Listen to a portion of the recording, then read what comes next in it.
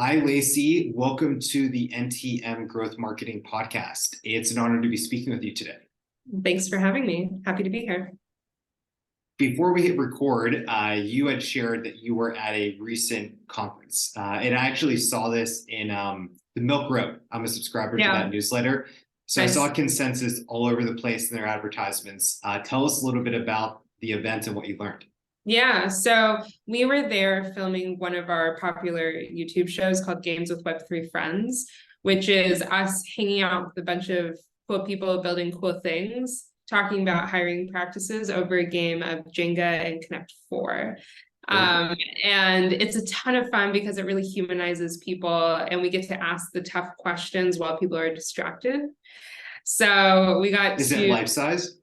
No, but next season will be life size. Have you ever played life-size Jenga? Yeah, it's intense. And it's funny for a lot of these individuals, they haven't played Jenga since they babysat, like 20 years ago. And having like CEOs and CTOs of unicorns come on and just like play games with us on our YouTube show, it's so much fun. So we were in the press area doing that at Consensus, and Consensus, for anybody that doesn't know, is a very much like B2B conference in the Web3 space. It's powered by CoinDesk and a lot of companies that are just like building infrastructure. Compared to some of the other conferences, like NFT NYC is very creator-centric. Miami NFT Week is very brand-centric, and ETH Denver is very degen centric. So it depends on like what you're into. If you went to Consensus and didn't realize it was very B2B, you probably would have gotten there and thought like, what am I doing here? It's not necessarily a place for like a job seeker to go and network and find their next opportunity. More so for companies to find the next tooling infrastructure to use, to see what the competitor landscape looks like, and to hear more on thought leadership in the space. Well, tell us about your organization, Meta Intro, and what your role is at the company. Yeah, so Meta Intro is a resume wallet for Web3. It's a multi-chain custodial wallet that holds your on-chain credentials and interacts as a browser extension with job applications. So instead of having to upload your PDF resume to a Lever, a Workday, a Greenhouse, where ATS systems are traditionally hosted, instead of uploading your PDF resume, you connect your wallet. And adjacent to the product, we also run one of the largest discords for Web3 jobs. There's about 3,000 Web3 jobs posted in our community a month. And can you talk a little bit about your role at the company and what your day-to-day looks like? Yeah, every day is different, naturally, as a founder and a CEO. So for instance, today I spent a lot of time on our brand and our content strategy. That was almost my entire morning today. Our content, our media, our brand is very centric to our identity in the space. And so I find myself spending a lot of time in that arena, making sure that we're speaking to our customers through our content in the most optimized way. Some days it could involve product management. Some days it can involve biz dev, investor relations, intern. It just depends. But I love what I do. It's great to wear so many hats. Tell us a little bit about how you came up with the idea for Meta Intro. Have you always had a passion for entrepreneurship and the crypto world? Yeah, so I've been a recruiter for my entire career, which led to my first startup, which was a labor marketplace in the media and entertainment space. We connected job seekers to on-camera gigs, and that was venture-backed, eventually sold. And during the sale process of it, naturally thought, what am I going to build next? And thought a lot about the headaches of the last startup, what I wish I could have solved for, what I didn't have access to that could have solved for those issues. And with Web3 and crypto and blockchain and all of the buzzwords you hear in this space, naturally you go through rabbit holes where you learn and consume a bunch of stuff that's super heavy, that goes completely over your head, and eventually you land on something that piques your interest. And for me, I thought a lot about the lack of verification for resumes in the space, and how having on-chain credentials could reduce the time to hire in a significant way. And so for us, the thought was, if you could look at a candidate's resume and know for 100% fact that everything that they said was true, would that reduce the time to hire? Would that reduce fraud? Would that reduce costs? And the answer is yes, but Web2 companies haven't been able to achieve that just because of the technology available. However, in Web3 you can. And so that's how we stumbled upon the whiteboarding session for Meta Intro. So you used some terms that I want to clarify. The first one being Web 2 versus Web 3. Yes. Can you clarify the difference between the two? Yeah, so everybody that you talk to, and I'm sure every podcast that you listen to, every video that you watch has a different explanation for what it is in that individual's own words. So for me, Web 2 is Web2 is the iteration that we live in right now. It's centralized, it's owned by the major companies, and you don't have ownership of it. And in Web3, it's an iteration of the website that you do have ownership in it. And in my eyes, when I explain it to my grandma, it's just the next iteration of the internet with more powerful tools to own your data. How has Web 2 marketing from some of your prior experience differed from Web 3 marketing now with Meta Intro? Yeah, Web 2 from a startup perspective was build a product, find your customers, and then iterate and scale.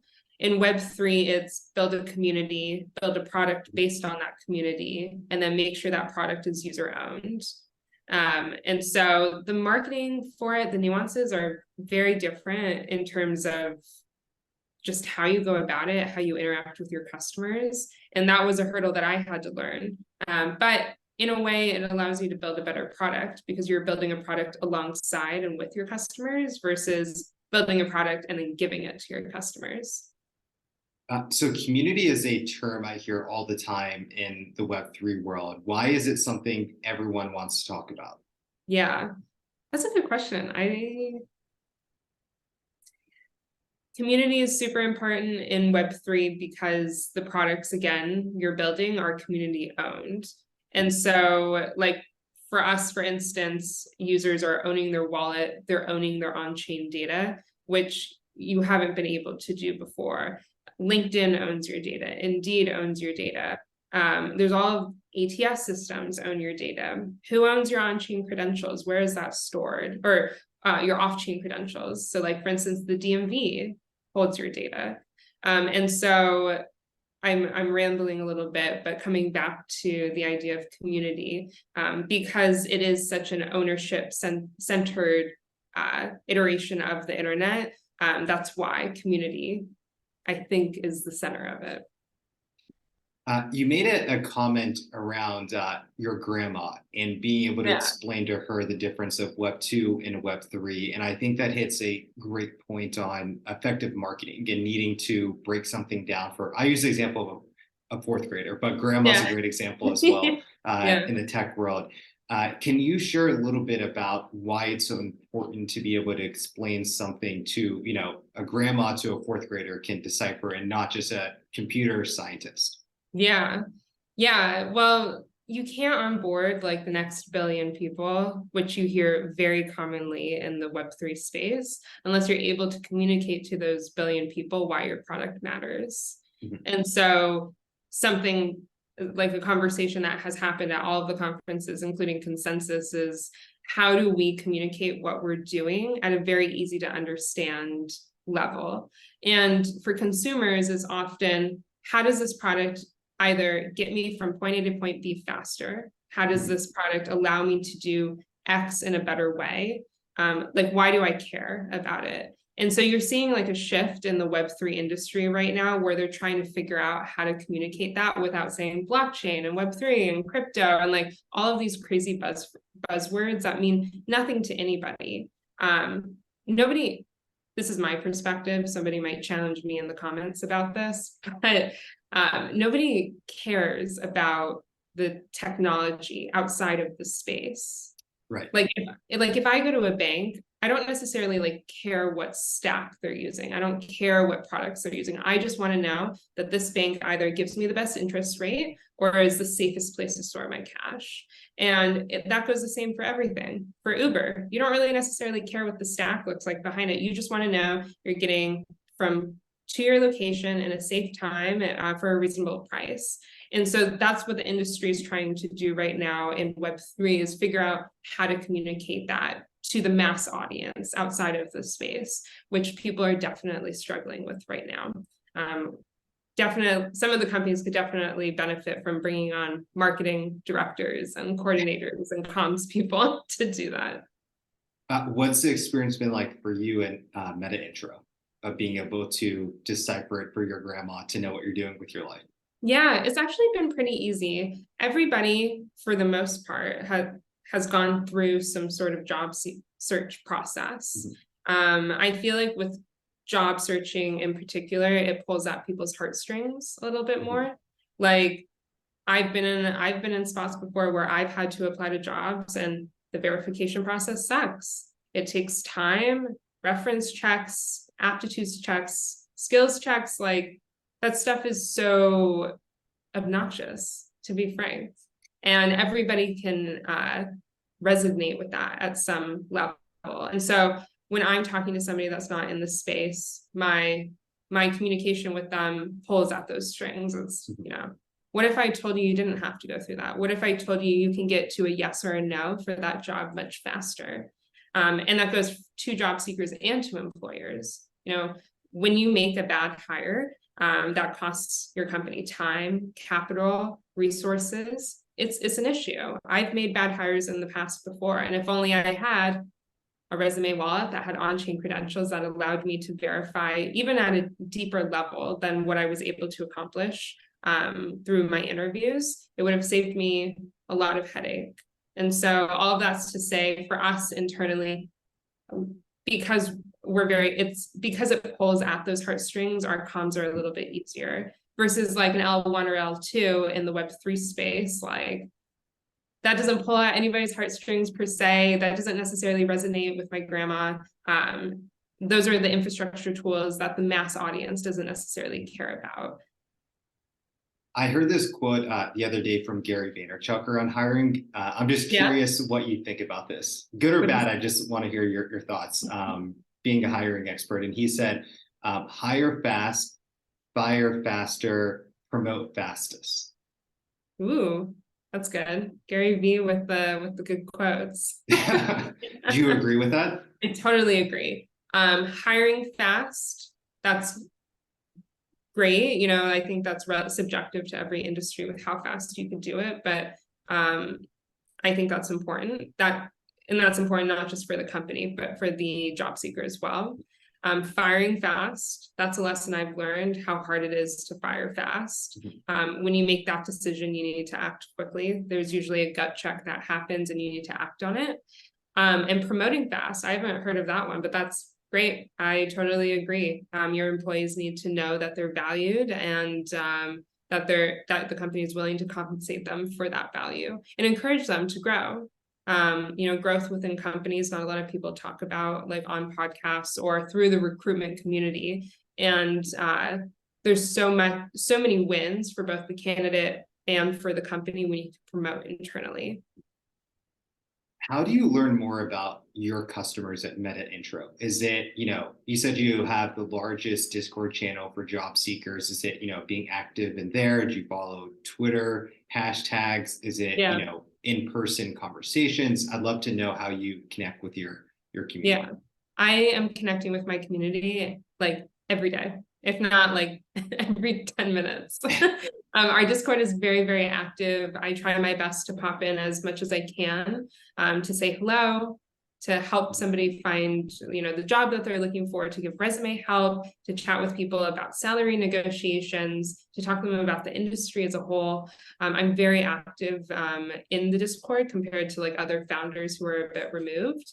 But that's again, in a sense where we are still in our early stages and our customers are everything. Our community is everything to us. So we need to be building alongside them. So if it's not touch points in Discord, it's touch points through our job fairs. We've hosted 4 job fairs over the past month. In person, which is crazy in terms of logistics. How are you liking being back in person for marketing? It's amazing. Oh my God. I think for us too, because we've had our community for about a year or so now, hosting these IRL job fairs in association with these major conferences and seeing people coming in and saying, hey, I've been in your Discord for X amount of months, or hey, I got a job or an opportunity from your Discord last week. Like hearing that IRL, like, is the best thing in the entire world. And every minute we spend, doing the small things that we do to make our community better is worth it just to hear that feedback. And so we have IRL job fairs, we have our Discord, our media, again, is very centric to what we do. We have recruiters coming on our podcast. Again, we play Jenga with other founders in the space. And every so often, I take Zoom calls with people in my community who are just like, hey, Lacey, I'm looking for a PM job. Can you please help? I will always make time and carve out time for those individuals. So every which way is the long answer to that of how we communicate.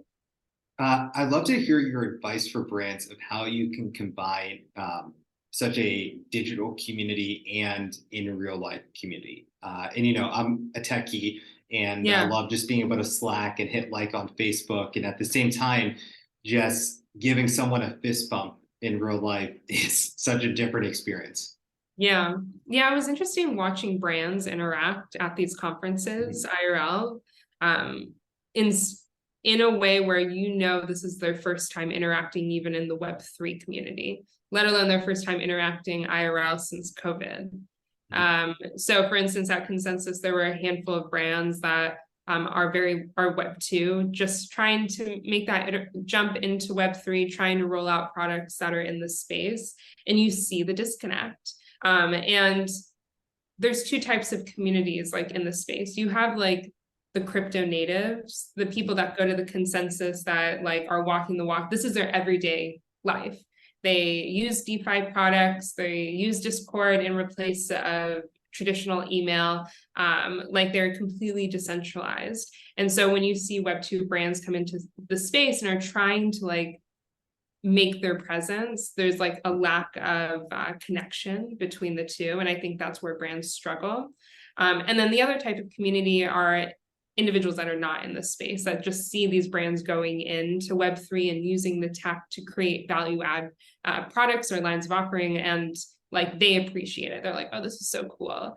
For instance, like Starbucks, what Starbucks is doing with their NFTs is like so cool. And to like an average Can you just interject? Can you share a little bit more about Starbucks NFT initiative?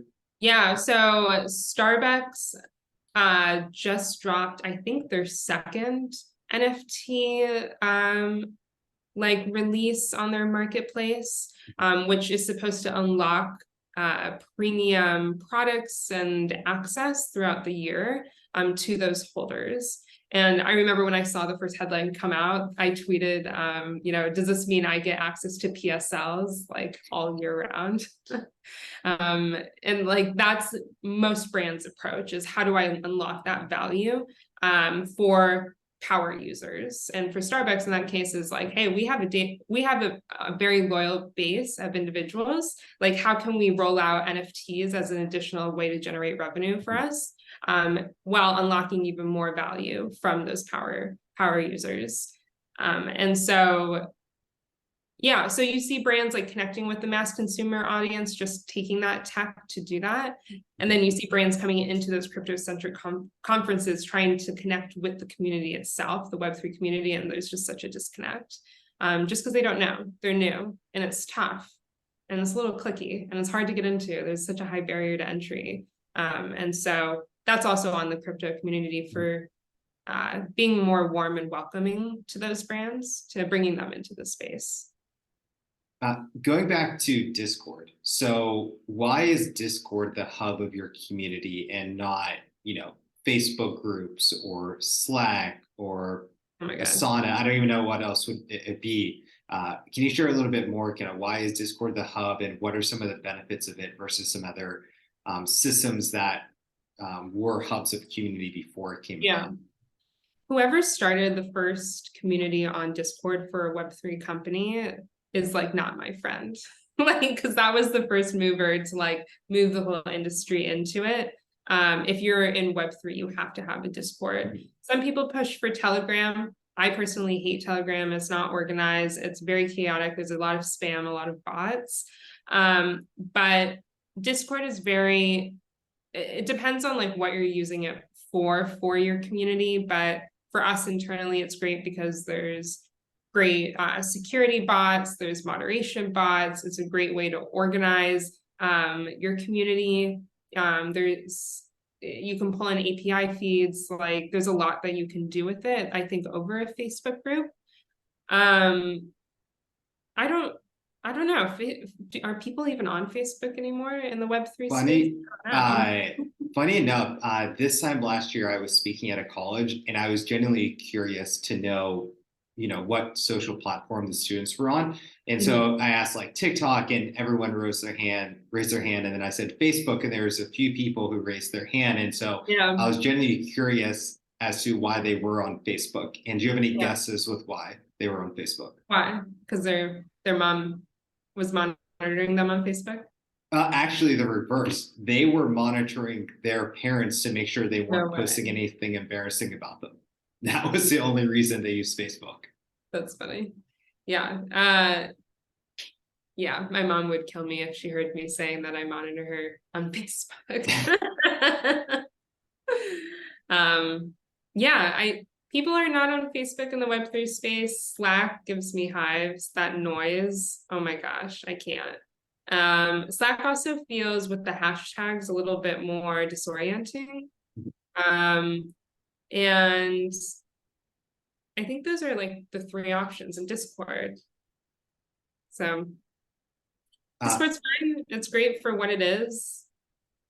So we were to talk about the customer journey flow at Meta Intro. Can you walk us through, someone, in the common marketing terms, hears about your brand for the first time to the point that they decide to pay you for your service? Can you talk a little bit about that? Sure. So journey starts with a job seeker saying, hey, I'm looking for something in the space and I'm ready to start that journey. And I want to, in today's case, because we are only in the Web3 space today, will not be the case in the next 24 months. We will definitely be outside of the Web3 space. But in today's case, hey, I want to land a job in Web3. What should my resume look like? So I go to metaintro.com. I either build my first wallet or I connect.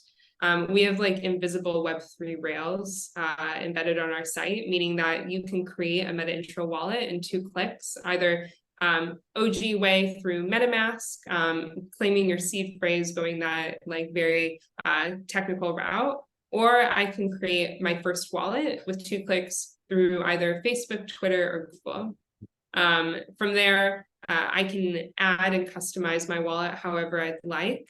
There's a few different ways, which I won't get into, but very high level, you can either request authorization and validation of current or past employment that's on your resume or skills, or I can send my current on-chain credentials into the wallet.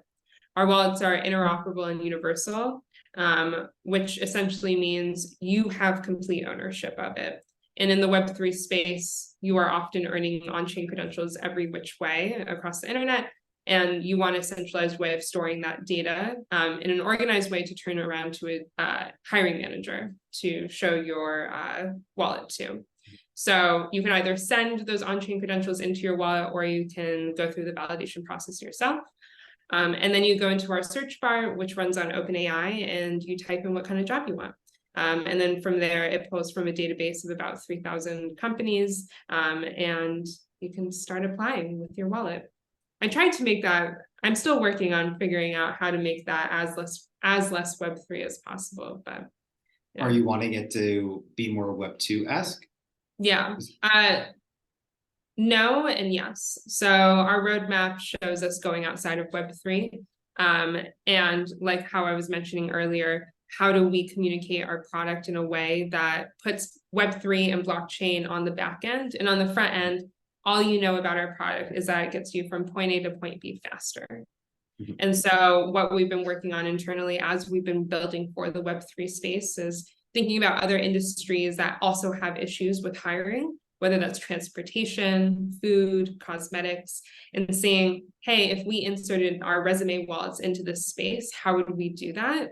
And how would that fundamentally change the hiring processes for those companies? So still whiteboarding, still trying to figure that out. Still trying to figure out how we communicate that, because that's going to be the most important part to success. You brought up earlier the idea of 1 billion people being onboarded into the Web3 universe. Maybe it wasn't you, or you're just speaking more broadly that this is something a lot of people talk about. And what went into my mind is the Moore's Law principle, which is a fancy business term I learned about in college months of years ago of, how do you cross that chasm of getting this to be more of a mainstream adoption. The Starbucks example is great as a propeller to make this more mainstream. But in your opinion, how is marketing going to be a fuel for allowing Web3 to cross that chasm into just mainstream? This is a part of everyone's day-to-day life, like Venmo is. Yeah, I think eventually blockchain will be a part of everybody's everyday life. At some point, there will be that inflection point. And I think that will be the day that we drop the word blockchain. Truly. Do you think the term is too, whether it's NFT or blockchain, do you think that word is just in and of itself, the branding is off? It's too confusing? Yeah, I think the branding is off. I was chatting with somebody for our Games with Web3 Friends episode a few weeks ago, who's in the NFT space, but really is digital collectibles. And we were talking about it on the episode saying, and he was trying on the conversation of how do I onboard this many people? And he kind of came to this full summary conclusion of, if people want to call it a digital collectible, call it a digital collectible. Don't force making them calling them an NFT. And the day that we accept that as an industry, I think will be the day that people feel less scared to hop into it, to accept these tools into their everyday lives. But right now you have all these crypto people who are so like, whoa, crypto Web3, rah, rah, rah. And then like that's where the communication stops. That's when you start to scare people. And so I think we will see mass adoption when we drop the buzzwords. I gave this example to someone last week when I was judging a business plan competition, and he was very anti Web3 NFT world. And I didn't argue with him. I just kind of took it as like, all right, cool. I don't feel like getting into an argument with you right now. And then a day later, we had our name tags that we got as being judges in the competition. And he started to tell me this story around how he has a shelf in his room of all of his name badges he's collected over the years. And so I went, you do realize that in the future that these are just going to be digital collectibles and NFTs that are going to be on your wallet. And when you're some famous entrepreneur, you can resell this when you were a judge at some little business plan competition 20 years ago.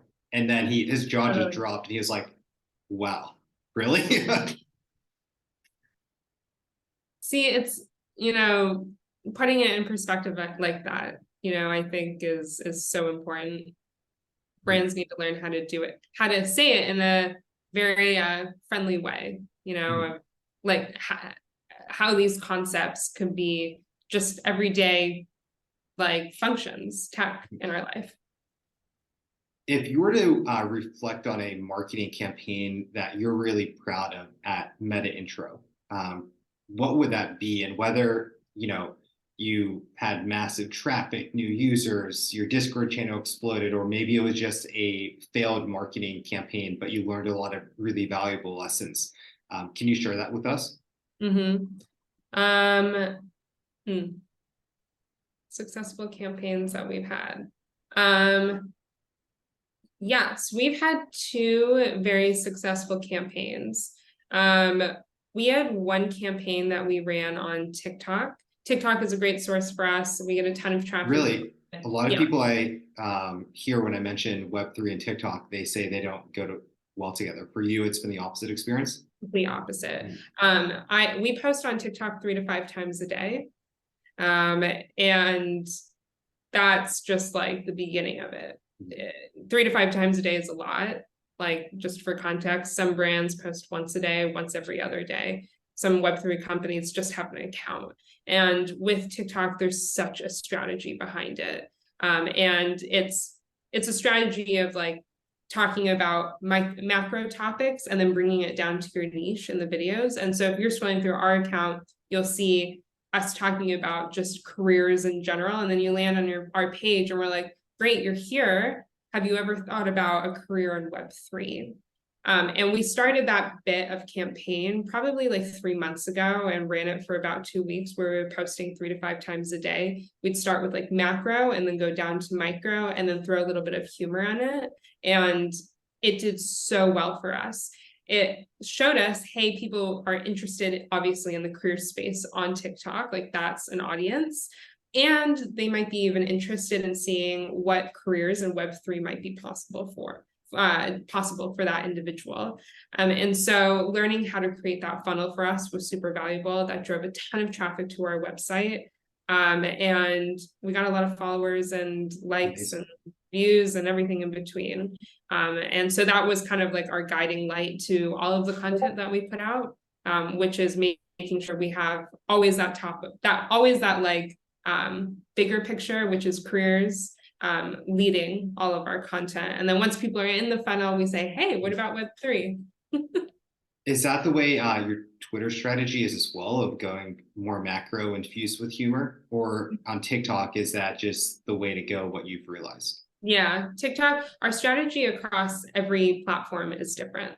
So with Twitter, how we grew was what I call genuine shilling. In the Web3. Is that Netflix and chill, but the Web3 version? Yeah. So like in the Web3 space, people are aggressive, like with their shilling. They'll shill their links, they'll like use like bro language, like it's kind of toxic in that sense. And when we set up our account, I had nothing to give anybody. I had no product, no utility. I just knew that I wanted to build a community centered around jobs, and then eventually build into the product. And so what I did on Twitter was I started commenting on people's posts that said, hey, I think I'm looking for a job in Web3. And my response would be like, what kind of job? Here are 5, links to other companies that are hiring. Or someone would say like, this is day 3 of me learning how to be a Web3 developer. And my comment on it would literally just say, we're rooting for you. And that's it. And I did that from like 8 a.m. to 8 p.m. for months. I swear my fingers are going to fall off. But it was worth it, because then you would get comments on top of it. TikTok algo would pick you up, would put you at the top of the feed, would suggest you. Then all of a sudden my impressions are starting to go up. And we hit an inflection point where like I hadn't even mentioned meta intro. Like I hadn't even dropped our links, our like what we do. People only knew us for being like a cheerleader. And I think to your point, like that was a great campaign, if you want to call it a campaign. It was a great growth strategy for us, is just being genuine, because there's a lack of genuine people on Twitter in this space. You've used some terms that I love, and I want to know how someone can start to pick up the language of Web3. So for instance, IRL, instead of pumpkin spice latte, PSL. It took me a second to realize what you were saying. Really? Chill, and I'll kind of give the other example of, when I was judging that discipline competition and one of the students wanted to dap me up because he liked my shoes. It was like, in that moment, like I had to get the handshake right, because if I didn't, I wasn't going to be cool. So the same way, if you're talking to someone in Web3 and you don't use the right vernacular, they might go, oh, they're not really a part of this universe. So how can we start to learn more of these terms? So as we're having these dialogues with other people in the space, it's just a natural flowing conversation. Yeah. Well, PSL is just because I'm a white chick living in Los Angeles and I'm a millennial. I'm probably the same as IRL. And all of the other stuff you pick up on pretty quickly. And there's a ton of like vocabulary websites, or what do I want to call them? What's that one website that does all the slang? Urban Dictionary? Yeah, there's a ton of like Urban Dictionary type sites for the Web3 vocabulary. And once you read through it once, you'll go, okay, totally makes sense. And it will end up being in your vocabulary. But I think for me, you know, there's two types of vocabulary in this space. There's like the culture, and then there's the technical. And if you're diving into the space for the first time, yes, the culture is important, but it's going to be more value add if you learn the technical, like what a DApp is, what a smart contract is. Like knowing those terms will help you better understand the technology. The culture is always evolving. You'll end up in it at some point, but you should learn the tech vocabulary first. It'll give you a better understanding as to like why this space is even important. So my last question today is, what is the best purchase you've made personally or professionally in the last 6 months, and why? For under $100. The best purchase I made for under $100 would probably be, I just made a big purchase. Can I talk about that one? Sure. If it's more than 100, but you feel like it was an awesome purchase. It was so worth it. Yeah, like I travel so much for work now. Like I was just in 6 different cities over the past like 4 weeks. And so having good luggage is so important. And so I just bought, I'm pointing it to over here. I just upgraded my away luggage. I know the brand isn't great. I know they're not like known for being like cool, like internally, but their product is amazing. So I just bought a carry-on luggage with a bag that slides on top of the handle. It was about like $6. Those are key. So, oh my gosh. Because usually I'm going on the plane and I have like my wonky bag and it's like, you know, my carry-on luggage and everything's all over the place. I got this and I was like, thank God. So easy, so clean, like very happy. A little expensive, but worth every penny. So Lacey, to wrap us up today, I'd love for you to share any resources that you want to about Meta Intro, websites, TikTok account, URL, Twitter, same deal. Would love to know how we can follow up with you and the brand. Yeah, so check us out on metaintro.com. We're at metaintro across all socials, TikTok, YouTube, Twitter.